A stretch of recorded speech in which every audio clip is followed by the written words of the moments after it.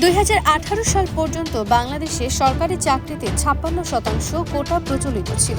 ওই বছর ঢাকা বিশ্ববিদ্যালয় সহ বিভিন্ন শিক্ষা প্রতিষ্ঠানে ব্যাপক কোটা বিরোধী আন্দোলনের ফলে নবম থেকে ত্রয়োদশ গ্রেড পর্যন্ত চাকরির ক্ষেত্রে কোটা সুবিধা পুরোপুরি বাতিল করে দেয় হাইকোর্ট।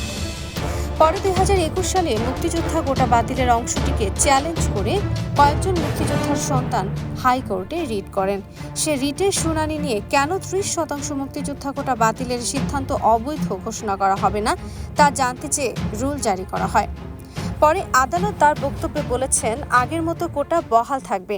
এই রায়ের পর কোটা পদ্ধতি বাতিল এবং 2018 সালের পরিপত্র পুনর্বহালের দাবিতে সারা দেশে সকাল সন্ধ্যা সর্বাত্মক বাংলা ব্লকেট কর্মসূচির অংশ হিসেবে আন্দোলন শুরু করে চাকরি প্রত্যাশী শিক্ষার্থীরা। 10 জুলাই কোটা পদ্ধতি বাতিলের পরিপত্র অবৈধ ঘোষণা করে হাইকোর্টের দেওয়া সেই রায়ের ওপর স্থিতাবস্থা দিয়েছেন সুপ্রিম কোর্টের আপিল বিভাগ। এর ফলে কোটা বাতিল করে 2018 সালে সরকারের জারি করা পরিপত্রটি বহাল থাকছে।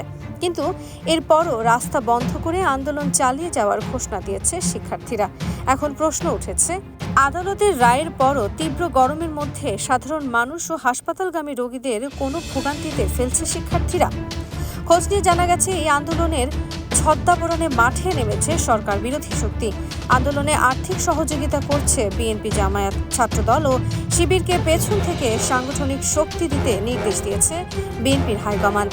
তাদের উদ্দেশ্য কোটা আন্দোলনকে সরকার বিরোধী আন্দোলনে নিয়ে যাওয়া, সাধারণ মানুষকে জিম্মি করে সরকারকে বেকায়দায় ফেলা এবং সরকার উৎখাত করে পেছনের দরজা দিয়ে ক্ষমতা দখল করা। এখন সময় এসেছে ঐক্যবদ্ধ হওয়ার, এই দেশবিরোধী অপশক্তির চক্রান্ত রুখে দেওয়ার।